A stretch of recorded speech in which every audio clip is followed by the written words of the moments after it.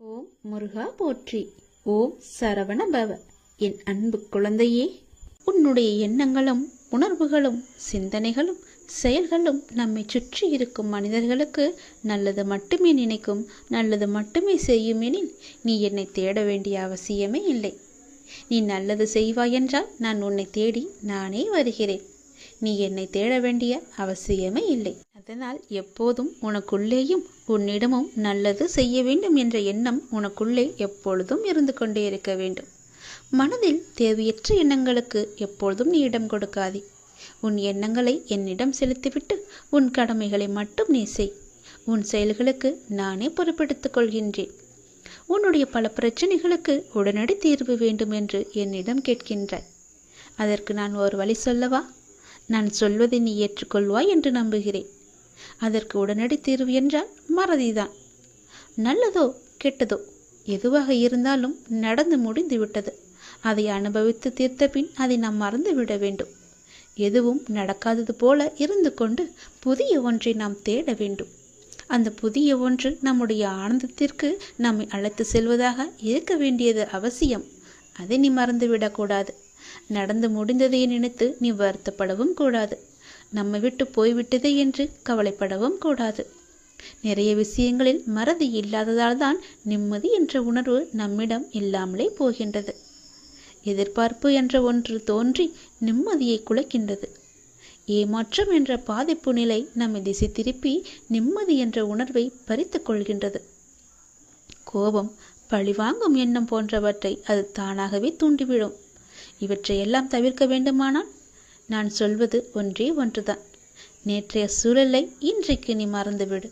யதார்த்தத்தில் மட்டுமே வாழ பழகு. அந்த நேரத்தில் மனக்கட்டுப்பாட்டை பிரயோகிக்க நீ கற்க வேண்டும். விஷய பாதிப்புகளை நினைத்து கொண்டிருக்காமல் மனதை கட்டுப்பாட்டுக்குள் வைத்து கொள்ள வேண்டும். நமக்கு பிடிக்காத ஒன்று நடந்தால் உடனே எதிர்ப்பை வெளிக்காட்டும் நிலையை மாற்றிக்கொள்ள வேண்டும். அமைதியாக இரு. அது நமக்கானது அல்ல. நம்மை பற்றி அவர்கள் பேசவில்லை, நம்மை விட்டு அது போகவில்லை என்ற எண்ணத்தில் நீ வந்துவிடு. பழிவாங்குதல் போன்றவற்றை செய்வதை நீ தவிர்க்க வேண்டும். விமர்சனம் செய்வதை விட்டுவிட வேண்டும். இப்படி பல விட வேண்டியவற்றை விட்டால் மட்டுமே உனக்கு வேண்டியது எல்லாம் வரும். வர வேண்டியது என்று காத்திருந்தது எல்லாம் உனக்கு கைக்கு வந்து கிடைக்கும். நமது இந்த செயல்களால் என்ன நன்மை கிடைத்துவிடும் என யோசித்தால் நாம் பிறரை பாதிப்புக்கு ஆளாக்க மாட்டோம். நாமும் பாதிக்கப்பட மாட்டோம். இல்லாவிட்டால் விஷய பாதிப்புகள் நம் மனதை கொந்தளிக்க செய்து ஆனந்தம் என்ற உணர்வை அடியோடு சாய்த்துவிடும். மூன்றாவதாக மனதை வேறு வழிகளில் செலுத்த வேண்டும். நடந்து முடிந்ததையே நாம் நினைத்து கொண்டிருந்தால் நிம்மதி நம்மிடம் எப்போதுமே இருக்காது. நமக்கு கிடைக்கவும் கிடைக்காது. அது ஒரு எட்டா கனியாகவே எப்போதும் இருக்கும். மனதில் நமக்கு தெளிவும் பிறக்காது. எனவே நமது மனதை அந்த விஷயத்திலிருந்து மாற்றிக்கொள்ள வேண்டும் என்றால் நம் மனதை நாம் மாற்றிக்கொள்ள வேண்டும். அதை நாம் மறந்தே விட வேண்டும். என்றாவது ஒரு நாள் போனால் போகட்டும் என நினைக்கத்தான் போகின்றோம். அதை இப்போதே நினைத்து பாருங்களேன். அது நடந்து வெகு காலத்திற்கு பிறகு நினைக்காமல் உடனே நினைத்தால் விளைவு நன்றாக இருக்கும் அல்லவா? வாழ்நாளில் அனுபவங்களை நாள்தோறும் அனுபவித்துக் கொண்டே வருகின்றோம். அதை நினைவில் வைத்திருந்தால் நல்லது நடக்குமா? அதை அப்படியே விட்டுவிட வேண்டும். இதற்கு நம் மனதை மாற்றுவதே ஒரு சிறந்த வழி, மகத்தான வழி. நான் சொன்ன வழி உனக்கு நன்மையாக இருக்கும் என்று நம்புகிறேன். அதை நிச்சயம் கேட்டு அதன்படி நடப்பாய் என்று நம்புகிறேன். அதன்படி நடந்தால் நிச்சயம் உன் வாழ்வில் பல நிம்மதிகள் உன்னை வந்து சேரும். சந்தோஷங்களும் தானாகவே வரும். நிம்மதிக்கான வழியை நான் காமித்து விட்டேன். அந்த வழியில் போவதும் போவாமல் இருப்பதும் உன்னுடைய கையில் தான் இருக்கிறது. உன்னுடைய மனதில் தான் இருக்கிறது. எப்படி போக வேண்டுமோ போய்க்கொள். நான் சொல்வதை உன்னிடம் சொல்லிவிட்டேன். பிறகு உன் இஷ்டம்தான். என்னுடைய லீலைகளை உன் வாழ்வில் நீ காணப்போகின்றாய். இதுவரை நடந்த லீலைகளால் உன் வாழ்வில் எத்தனை எத்தனை மாற்றங்கள் எல்லாம் நிகழ்ந்து வந்தன என்று தெரியுமா உனக்கு? நான் சொல்லவா? அதில் எத்தனை உண்மைகள் இருக்கிறது என்று நீயே எனக்கு சொல். நாளை என்ன நடக்குமோ என்ற பயம் உனக்கு வேண்டாம். நான் உனக்கு துணையாக இருக்கின்றேன். எப்பொழுதும் என் நாமத்தை சொல்லும் உனக்கு எந்த பயமும் இனி இருக்காது. உன்னுடைய நல்ல மனதுக்கு ஒரு நல்ல விஷயம் கண்டிப்பாக நடக்கப் போகின்றது. நீ என் மேல் கொண்ட பக்திக்கும் நம்பிக்கைக்கும் பலனாக உன் வாழ்வில் ஒரு நல்ல விஷயம் நடக்கப் போகின்றது. கடந்த 2 மாதமாக பின்தங்கியிருந்த உன் வாழ்க்கை இப்போது முன்னேற்றம் பெறப்போகின்றது. உன்னுடைய காத்திருப்புக்கும் பொறுமைக்கும் நம்பிக்கைக்கும் கைமேல் உனக்கு பலன் கிடைக்கப் போகின்றது. இன்றிலிருந்து சரியாக எண்ணிக்கொள். இன்றிலிருந்து 48வது நாளில் நல்ல மகிழ்ச்சியான நிகழ்வுகள் எல்லாம் உன் வாழ்வில் நடக்கப் போகின்றன. நேர்மறை எண்ணத்தோடு உன் வாழ்வை நீ நடத்த வேண்டிய நேரம் வந்துவிட்டது. நேர்மறை எண்ணத்தோடு வாழ்வை நடக்க வேண்டிய நிகழ்வுகள் எல்லாம் தானாக நடைபெறும். உன்னுடைய தடைகள் எல்லாம் அகன்றுவிடும். உனக்கு புதிய வழிகள் எல்லாம் பிறக்கும். அந்த வழிகளில் முட்கள் இருந்தால் அதை பற்றி எல்லாம் நீ கவலைப்படாதே. அந்த முட்களை களைய நானே உனக்கு முன்பாக சென்று கொண்டிருப்பேன். நீ செல்லும் பாதை தெளிவாகும். பயப்படாமல் செல். வாழ்க்கையை பற்றி பயப்படாதே. உன் வாழ்க்கையில் இப்படியாகி விடுமோ, அது நடந்து விடுமோ, இது இப்படி நடந்து விடுமோ என்ற பயமெல்லாம் இனி உனக்கு தேவையே இல்லை.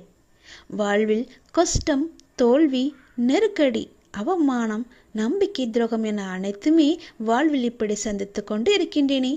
என் வழிகளை பார்த்து கொண்டுதானே இருக்கிறார். என் வழிகளுக்கான ஒரு நல்ல மருந்தை என் அப்பா எனக்கு கொடுக்க மாட்டாரா என்ற உன்னுடைய ஆதங்கம் எனக்கு புரிகின்றது. உன் வழி எப்படி என்பது எனக்கு தெரியும். எவ்வளவு அதிகமானது என்பதும் எனக்கு தெரியும். சூழ்நிலை மோசமாகத்தான் போகிறது. மாறும், நிச்சயம் மாறும். உன் முன்னேற்றம் உனக்கு கிடைத்த மாதிரியே, நினைத்த மாதிரியே இருக்கப் போகின்றது. நீ நினைத்த இடத்தில் எல்லாம் அதற்கு எதிர்மாறாகத்தான் நடக்கிறது என்று உன்னுடைய மனக்குமுறல் உன் மனதில் இருக்கிறது. எனக்கு புரிகிறது. இந்த இக்கட்டான சூழ்நிலையை உனக்கு கொடுத்துள்ளேன் என்றால் உன்னை கஷ்டப்படுத்துவதற்கல்ல. சூழ்நிலைகள் வாழ்வில் யாராலும் மாற்றப்படும். எதுவுமே இங்கு நிரந்தரம் இல்லை. இன்றைய கஷ்டம் நாளை இன்பமாக மாறும். இந்த உலகியல் வாழ்க்கையில் உள்ள அடிப்படையான உண்மையை உனக்கு புரிய வைக்கவே இந்த லீலையை நான் நிகழ்த்தி கொண்டிருக்கின்றேன். இந்த லீலை என்று நீங்கள் சொல்கிறீர்களே, ஆனால் எனக்கு வழி மட்டுமே எனக்கு இருக்கிறது என்பது உன்னுடைய கேள்வி. ஆனால் ஒன்றை நீ கவனித்தாயா? உன்னுள் உனக்கு ஏற்பட்ட மாற்றம் என்ன என்பதை நீ அறிந்தாயா? முதலில் சிறு பிள்ளையாக இருந்தாய். சிறு பிள்ளையாய் கஷ்டம், தோல்வி என்றால் என்ன கூட என்று தெரியாத நிலையில் இருந்தாய். சந்தோஷம்தான் வாழ்க்கையின் முகம் என்று இருந்தாய். ஆனால் பிறகு உன் வாழ்க்கை மெல்ல மெல்ல பக்குவ நிலை வந்தாக வேண்டும் என்ற நிலையில் வாழ்க்கைக்கான அனுபவம் இல்லாமல் நீ இருந்தாய். கஷ்டம் மெல்ல உன் வாழ்க்கைக்குள் வந்தது. முதலில் அதை சமாளிக்க நீ தடுமாறினாய். பிறகு ஒவ்வொரு கஷ்டத்திலும் தோல்வியிலும் நிறைய தவறுகளையும் அனுபவங்களையும் நீ கற்றுக்கொண்டாய். அடுத்தடுத்து கஷ்டம் என அடுத்து வந்த போது உன் மன வலிமை, நம்பிக்கை, வைராக்கியம், பொறுமை வளர்த்து கொண்டே வந்ததும் வாழ்க்கையில் உண்மை உருவத்தை நீ புரிந்து கொள்ள ஆரம்பித்தாய். பிறகு சூழ்நிலைகளை எல்லாவற்றையுமே நீ சகித்து கொள்ள ஆரம்பித்தாய். சகித்து கொண்டு வாழ்க்கையை ஏற்க பழகினாய். உன் சூழ்நிலை எந்த ஒரு சூழ்நிலை வந்தாலும் மனம் தளராது அதை உனக்கு ஏற்றவாறு நேர்மறையாய் மாற்ற நீ முயற்சிக்க ஆரம்பித்தாய்.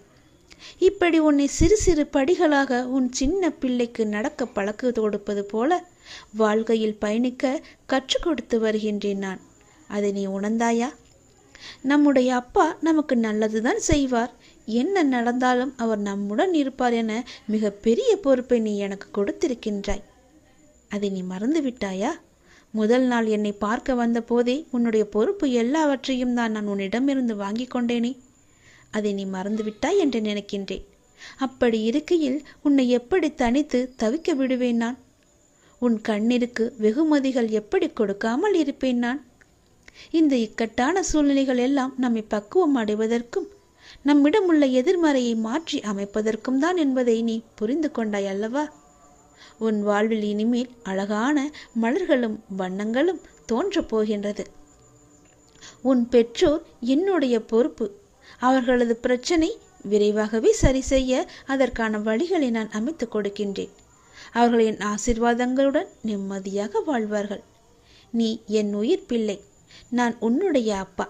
உலகமே என் பிள்ளையான நீதான் என்று நான் இருக்கின்றேன். உன்னுடன் நான் எப்போதும் இருப்பேன். எல்லா சூழ்நிலைகளிலும் இருப்பேன். உன் முயற்சியில் என்னுடைய பங்கு நிச்சயம் இருக்கும். நல்லது நடக்கும். இரவு பொழுதில் யாரையும் நான் பார்க்க வர மாட்டேன். ஆனால் உன்னை பார்க்க வந்ததற்கான முழு காரணம் என்னவென்று தெரியுமா? நாளை அதிகாலை நீ செய்ய வேண்டிய முக்கியமான ஒரு பணி இருக்கிறது. நீ எனக்காக செய்ய வேண்டும். அது என்னவென்று அறிந்து கொண்டு அதன்படி நீ செய்துவிடு. நிச்சயம் உன் வாழ்வில் பல நல்ல மாற்றங்கள் வருவதற்கு அது நிச்சயம் உனக்கு துணை இருக்கும். நாளை அதிகாலை எழுந்து என்னை நீ வழிபட வேண்டும். நீ எடுத்துக்கொள்ள முயற்சிகள் எல்லாமே நிச்சயம் உனக்கான பலனை தரப்போகிறது. சோம்பலை எல்லாம் விட்டுவிடு. நாளை அதிகாலை எழுந்து நீ எனக்காக ஒரே ஒரு வழிபாடு செய். என் முன்னால் தீபம் ஏற்றி, அகன்ற தீபம் ஏற்றி, எனக்கு பால் பாயாசம் வைத்து என்னை தீபமேற்றி என்னை வணங்கு. உனக்கான வேண்டுதல்களை நான் உன்னிடம் வந்து சேர்த்து விடுவேன். நீ சிரத்தையாக என்னை வழிபட உன்னை வருத்தி கொண்டு நீ செய்ய வேண்டாம். நீ என் மீது கொண்ட அளவற்ற பக்தியே எனக்கு மிகவும் சந்தோஷத்தை தருகின்றது. அந்த பக்தி மட்டுமே எனக்கு போதும். அந்த பக்தியோடு சேர்த்து நீ என் மீது கொண்ட நம்பிக்கை எனக்கு மிகவுமே ஒரு சக்தியை அளிக்கிறது. இன்று உன் வேண்டுதலுக்கு நான் ஏதாவது ஒரு ரூபத்தில் பதில் தருவேன் என்று சொல்லியிருந்தேன். அதுபோலவே நானும் உனக்கு ஒரு சிறந்த பதிலை சொன்னேன். அதை நீ கவனித்தாயா என்று எனக்கு தெரியவில்லை. உன்னுடைய வேண்டுதலில் முக்கியமான வேண்டுதலுக்கான பதிலை நான் சொன்னேன். கவனித்தாயா? யாரோ ஒருவர் மூலம் செய்தியாகவோ ஏதோ ஒரு விதத்தில் உனக்கு சொன்னதை நீ உற்று கவனித்தாயா என்று எனக்கு தெரியவில்லை. அந்த பதில்களுக்கான பலன் நிச்சயம் உன்னை வந்து சேரும். நிச்சயம் அதற்கான பதிலை நீ பெற்றுக்கொண்டு என்னை வந்து பார். நாளை அதிகாலை எனக்காக ஒரே ஒரு விளக்கு ஏற்றி பால் பாயாசம் வைத்து என்னை நீ வணங்கு. நல்ல எண்ணமாக, எழுத்தாக, நல்ல வார்த்தையாக, நல்ல ஒளியாக, நல்ல வடிவமாக உன் முன் நான் வருவேன். நீ மகிழ்வுடன் தீபம் ஏற்று. உன் மனக்கவலைகள் அனைத்துமே நான் போக்கி காமிக்கின்றேன். அந்த ஒளி வெள்ளத்தில் உன்னுடைய கவலைகள் எல்லாம் கரைவதை நிச்சயம் நீ காண்பாய். உன்னுடைய வாழ்க்கையில் நல்லது கண்டிப்பாக நடக்கும். எனக்காக இதை நீ செய்வாய் என்ற நம்பிக்கை எனக்கு இருக்கிறது. எத்தனையோ இடையூறுகளை எல்லாம் தாண்டி நீ என்னை பிரார்த்தித்து கொண்டிருக்கின்றாய் அல்லவா? உன் வாழ்வில் பல சோகங்கள் உன்னை சூழ்ந்து இருந்தாலும் என்னை பிரார்த்திப்பதில் நீ மகிழ்ந்திருக்கின்றாய். நீ என்னை பிரார்த்திப்பதில் எத்தனை மகிழ்ந்திருக்கின்றாயோ அதை விட அதிக மகிழ்ச்சியை நான் உனக்கு தருவேன். கவலைப்படாதே. யாருடைய மனதை சரி செய்தால் உன் வாழ்க்கை சீராகுமோ அதை சரி செய்து உன் வாழ்வில் மீண்டும் மகிழ்ச்சி மலரச் செய்வேன். நீ அமைதியாக இரு. உனக்காக அனைத்தையும் நான் செய்து முடித்து தருகிறேன். உன் வாழ்க்கை மீண்டும் மலரப் போகிறது. சந்தோஷ மலையில் நனையப் போகிறது. உற்சாகமாக உன் வாழ்க்கையை நீ வாழப் போகின்றாய். எது எடுத்தாலும் பொன்னாக மாறப்போகிறது. எப்பொழுதுமே உனக்கு சந்தோஷம் மட்டுமே நிலைத்து நிற்கப் போகின்றது. இந்த ஒரு தீபத்தின் மூலம் உன்னுடைய வாழ்க்கையில் பல தீபங்களை நான் ஏற்றப் போகின்றேன். மறந்து விடாதே. நாளை அதிகாலை எனக்காக இந்த ஒரே ஒரு தீபத்தை ஏற்றி பால் பாயசம் வைத்து எனக்கு நெய்வேத்தியம் செய். உன்னுடைய வாழ்க்கை மிக சிறந்த நன்னாளாக மாற நான் உனக்கு ஆசி வழங்குகிறேன். நீ அகண்ட தீபம் ஏற்றியதும் நல்லது நடக்க நான் அதற்கான பிள்ளையார் சுழியை போட்டு விடுகிறேன். நம்பிக்கையோடு செய். நீ எதை கேட்டு என்னிடம் நீ இந்த பிரார்த்தனை செய்கிறாயோ அது மிக விரைவாகவே உன்னை வந்து சேரும். இது என் மீது சத்தியம். இந்த முருகனின் வாக்கு நிச்சயம் உனக்கு பழிக்கும். நான் உனக்கு ஒரு பரீட்சை வைக்கப் போகின்றேன். அந்த பரீட்சையில் நீ தேர்ச்சி பெற்றுதான் ஆக வேண்டும். தேர்ச்சி பெற்றால்தான் நான் கொடுப்பதை உன்னால் முழுமையாக அனுபவிக்க முடியும். இந்த முருகனின் வாக்கு நிச்சயம் உனக்கு பழிக்கும். தேர்ச்சி பெறுவாயா? வாழ்வில் உனக்கு என்ன இல்லை? எல்லாம் இருக்கின்றதே. சந்தோஷம் என்று நினைத்துக்கொள். எல்லாம் சந்தோஷமான சூழலாய் உன்னை வந்து சேரும். நிம்மதியாய் இருக்க வேண்டும். நினைத்தால் எதையும் எந்த சூழ்நிலையும் உன்னை விடவும் நீ உன் உயிராய் தவம் இருக்கும் உன் அப்பாவை விட பெரிது எதுவும் இல்லை. நமக்கு வரும் கஷ்டங்களை நம்மால் தாங்க முடியும் என்ற மென்மையாய் உன்னிடம் சொல்லிக்கொள். உனக்கு பரீட்சை வைக்கிறேன் என்று நீ நினைப்பது சரிதான். எதற்கு அந்த பரீட்சை என்று நீ என்னிடம் கேட்கலாம். உன்னை ஒரு இடத்தில் இன்னொரு இடத்திற்கு உயர்த்த பல விஷயங்களை நீ கற்று தேர்ந்தவை. அதை நீ உன் புதிய நிகழ்வுகளை எப்படி அதை செயல்படுத்தப் போகிறாய் என்பதை நான் கண்கூடாக பார்க்க வேண்டும். அதற்கு நீ தயாராகிவிட்டாயா என்று பார்ப்பதற்காகத்தான் இப்பொழுது உனக்கு அந்த பரீட்சையை வைக்கப் போகிறேன். அதற்காக எவ்வளவு காலம் என்று நீ நினைப்பது சரிதான். ஆனால் முழுமையான முறையில் ஒன்றை தயாரித்தால்தான் அது நல்ல முறையில் இருக்கக்கூடும். அது நீண்ட காலத்திற்கு உன் கூடவே வரும். அது நல்ல முறையில் இருக்க வேண்டுமென்றால் நான் உனக்கு இந்த வைக்கும் பரீட்சையில் நீ தேர்ச்சி பெற்றுதான் ஆக வேண்டும். நான் இப்படி செய்வதற்கு காரணம் உன்னை நீ இன்னும் சிறிது மாற்றிக்கொள்ள வேண்டும் என்பதற்காக. எனக்கு புரிகிறது. நீ உனக்குள்ளே சண்டை அடித்து கொண்டிருக்கின்றாய். எது சரி எது தவறு என்று. தவறு என்றால் அதை மாற்ற நீ உன்னிடத்திலேயே யுத்தம் புரிந்து கொண்டிருக்கின்றாய். இந்த நிலையற்ற சூழலெல்லாம் நிறைவான நிலையுள்ள வாழ்க்கையை உனக்கு கொடுக்கத்தான் நான் இந்த குழப்பமான மனநிலையை உனக்கு கொடுத்து கொண்டிருக்கின்றேன். இந்த குழப்பத்தை கண்டு நீ பயந்து விடாதே. எதிர்காலம் எப்படி இருக்குமோ என்று பயத்தில் நீ இருந்து விடாதே. எல்லாமே மாறப்போகிறது, எல்லாமே மாறப்போகிறது. உன்னுடைய கஷ்டங்கள் எல்லாமே மாறப்போகிறது. உன்னுடைய துன்பமான வாழ்க்கை எல்லாமே மாறப்போகிறது. உன் குழப்பமான மனநிலை எல்லாம் மாறப்போகிறது. விரைவாகவே மாறும். உனக்கான அழகிய வாழ்க்கை உன்னை தேடி வந்து கொண்டிருக்கின்றது. என் கரம் கொண்டு அதை நான் உனக்கு கொடுக்கப் போகிறேன். அதில் எல்லா செல்வ வளங்களும் நிறைந்திருக்கும்படி நான் உனக்கு தரப்போகிறேன். நல்ல பெயரும் நல்ல குணமும் பெற்ற என் குழந்தை மென்மேலும் வளர்ந்து சிறப்புடன் வாழப்போகிறது. நிம்மதியான மகிழ்ச்சியான வாழ்க்கை அங்கு இருக்கப் போகிறது. நிலைத்து நிற்கும் உன் செல்வ வளங்களை எல்லாம் பெற்று சீரும் சிறப்புமாக நீ வாழப்போகின்றாய். நான் உனக்கு கொடுக்கும் இந்த அழகிய வாழ்க்கை நான் ஆசீர்வதித்து கொடுத்தது. அப்படி அந்த வாழ்க்கையை நீ வாழ வேண்டும் என்றால் இப்போது நான் வைத்திருக்கும் பரீட்சையில் நீ தேர்ச்சி பெற்றுதான் ஆக வேண்டும். எல்லாவற்றையும் கொடுத்து இப்படி என்னை ஒரு குக்கியில் இழுத்து விட்டாயே சாயப்பா என்று நினைக்கலாம். உனக்கு ஏற்கனவே சொன்னது போலத்தான். நீ இன்னும் பக்குவப்பட வேண்டியிருக்கிறது. நீ இன்னும் உன்னை மாற்றிக்கொள்ள வேண்டியிருக்கின்றது. அதற்கான சிறு வழிதான் இது. நிச்சயம் உன் வாழ்க்கை அழகாக மாறும். இதில் மட்டும் தேர்ச்சி பெற்றுவிடு. நான் பார்த்துக்கொள்கிறேன். உன்னுடைய பல நாள் பிரச்சனைக்கு ஒரு தீர்வு கேட்டாய் அல்லவா? அதற்கான சிறிய எளிய பரிகாரத்தை நான் உனக்கு இப்போது சொல்லப் போகிறேன். அந்த எளிய பரிகாரமானது உன் வீட்டில் நீ தினமும் செய்ய வேண்டும். அப்படி செய்வதால் உன்னுடைய எல்லா பிரச்சனையும் தீர்வது கண்டிப்பாக நடக்கும். இது என் மேல் சத்தியம். நான் சொல்வது போலவே நீ செய்வதுதான் உனக்கு நல்லது. நீ செய்யும் ஒவ்வொரு காரியத்திலும் என்ன செய்து கொண்டிருக்கின்றோம், எதற்காக செய்து கொண்டிருக்கின்றோம் என்று செய்வதை தெளிவுடன் செய். அதுதான் உனக்கு நல்லது. தவறுகளை ஒப்புக்கொள்ளும் தைரியமும் அதை திருத்திக் கொள்வதற்கான பக்குவமும் தான் உன்னுடைய முதல் வெற்றிக்கான வழி என்பதை நீ மறந்து விடாதே. மனதை அமைதியாக்கி கண்ணை மூடி உன் வாழ்க்கையை நினைத்துப்பார். சிறிது நேரம் அதற்காக ஒதுக்கு. இங்கு யாருக்கும் யாரும் யாதுமே நிரந்தரமில்லை. அதை நீ மறந்து விடாதே. ஒரு நாள் எல்லாமே வெற்றிடமாகத்தான் இருக்கப் போகிறது. அப்படி இருக்கையில் ஏன் நீ இதற்கு போய் உன் மனதை போட்டு குழப்பிக் கொண்டிருக்கின்றாய்? ஏன் எந்த நேரமும் அது கிடைக்கவில்லையே, இது எனக்கு நடக்கவில்லையே என்று புலம்பி தவித்துக் கொண்டிருக்கின்றாய்? உனக்கு எது வேண்டுமோ, எந்த லட்சியத்தை நீ அடைய நினைக்கின்றாயோ அதை மனதில் கொண்டு செயல்படு. தினமும் விளக்கேற்றி, அதிகாலையில் விளக்கேற்றி உனக்கு வேண்டியதை அந்த இறைவனிடம் சொல். நிச்சயம் அதற்கான பலன் கண்டிப்பாகவே உன் கைகூடி வரும். ஒரு நாள் கண்டிப்பாக அது உன்னை வந்து சேரும். அதுவரை எதற்கும் மனதில் கஷ்டப்பட்டு கொண்டே இருக்காதே. சொல்வது உனக்கு புரிகிறதா? கனதில் எப்பொழுதும் கஷ்டத்தை வைத்துக்கொண்டு குழப்பிக்கொண்டு கிடைக்குமா கிடைக்காதா, இது நடக்குமா நடக்காதா என்று மனதை அலைகழிக்காதே.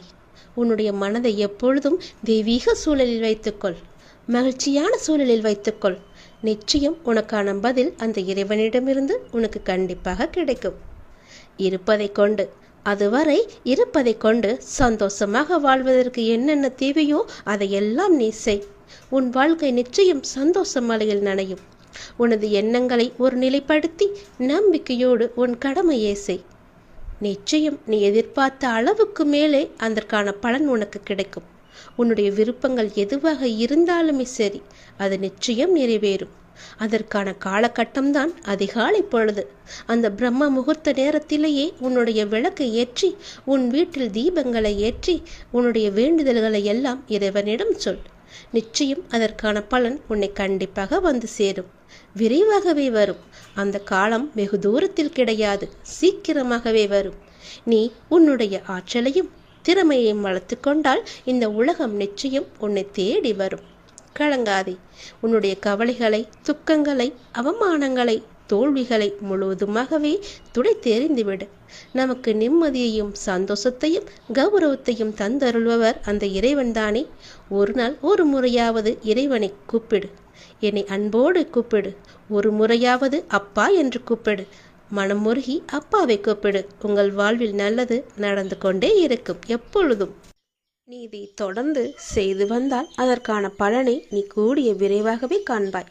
இது என் மீது சத்தியம் என்று சொல்கிறேன் அல்லவா, அது எப்படி உனக்கு நடக்காமல் போகும்? என் மீது நம்பிக்கை கொண்டு திடமான மனதோடு இந்த பரிகாரத்தை நீ செய்து கொண்டே வா. உன் வாழ்வில் நல்லது நடந்து கொண்டே இருக்கும் எப்போதுமே.